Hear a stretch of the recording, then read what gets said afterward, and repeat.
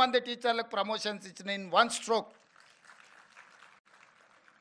గత కొన్ని సంవత్సరాల నుంచి టీచర్ల బదిలీలు లేక ఏ బదిలీ చేయడానికి పోయినా కోర్టు ఇంటర్ఫియరెన్సో లేకపోతే పొలిటికల్ ఎగ్జిక్యూటివ్స్ ఇంటర్ఫియరెన్సో లేకపోతే ప్రభుత్వంలో ఉన్నవాళ్ళు ఏదేదో చేసేసిందని రకరకాల వార్తలు వచ్చేది.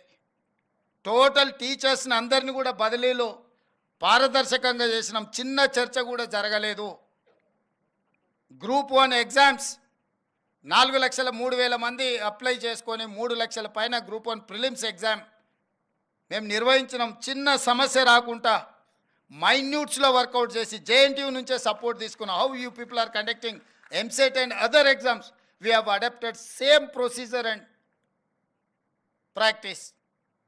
ఎందుకు అని అంటే గ్రూప్ 1 రాగానే బయోమెట్రిక్ తీసుకుంటామని చెప్పి తీసుకోకపోవడం వల్ల కోర్టు స్ట్రైక్ ఆఫ్ చేసింది. మీరు బయోమెట్రిక్ తీసుకుంటామని తీసుకోలేదు కాబట్టి మీరు ఇచ్చిన నోటిఫికేషన్కి మీరు అమలు చేసిన విధానానికి తేడా ఉంది అని.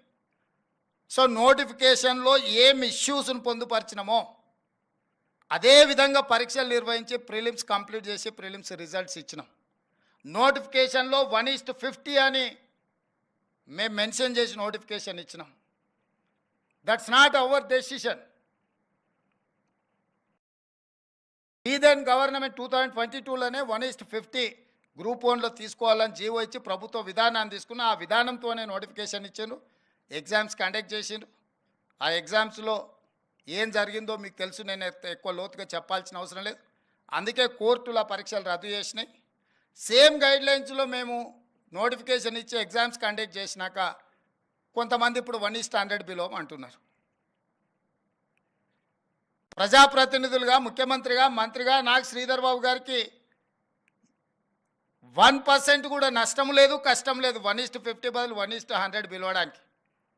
కానీ 1:100 పిలిచిన మరుక్షణము కోర్టు సింపుల్గా 1:50 పిలుస్తా అని చెప్పి నువ్వు నోటిఫికేషన్ ఇచ్చి ప్రిలిమ్స్ కండక్ట్ చేసి ఇప్పుడు 1:100 పిలుస్తా నువ్వు రిజల్ట్ ఇస్తే నువ్వు ఫండమెంటల్స్కి నువ్వు అగెనెస్ట్గా పోతున్నావు కాబట్టి court next minute strike off చేస్తుంది.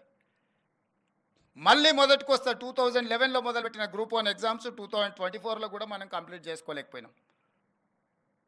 12-13 ఏళ్ళు గ్రూప్ 1 పరీక్షలు నిర్వహించుకోలేని పరిస్థితుల్లో ప్రభుత్వాలు ఉంటే ఆ రోజు 21-22 ఏళ్ళ పిల్లగాడు ఈరోజు 34 ఏళ్ళకు వచ్చిండు. వాడికి పెళ్లి చేస్తే పిల్లలు అయిపోయి పిల్లలు బడికి పోయే వయసు. గ్రూప్ 1 ప్రిపేర్ అవుదాం వచ్చి కోచింగ్ సెంటర్లో వెళ్ళి ఇక్కడనే తిరిగి వాడికి నిజంగా వాడి యుక్త వయసు అంతా కోచింగ్ సెంటర్ల దగ్గరనే అయిపోయింది. ఊరికి వెళ్తే తల్లిదండ్రులకు భారం, ఇక్కడ ఉంటే 10 ఏళ్ళు పని చేయకుంటూ ఉంటే పని చేద్దామన్న ఓపిక కూడా పోద్ది. వీటన్నిటిని దృష్టిలో పెట్టుకొని క్రిస్టల్ క్లియర్గా నోటిఫికేషన్ ఏమి ఇచ్చినామో దాని ప్రకారమే పరీక్షలు నిర్వహించాలని ముందుకెళ్తున్నాము. కొంతమంది అనుకోవచ్చు ఏమైంది వీళ్ళకు 1:100 పిలిస్తే అని.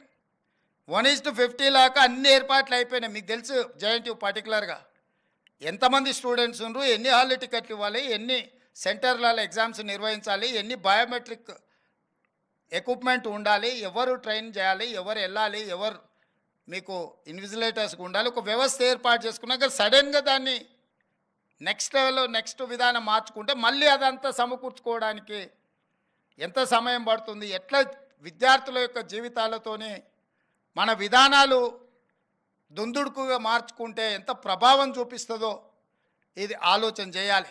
ఎందుకు మీతో నేను పంచుకుంటున్నా అంటే లక్షల మంది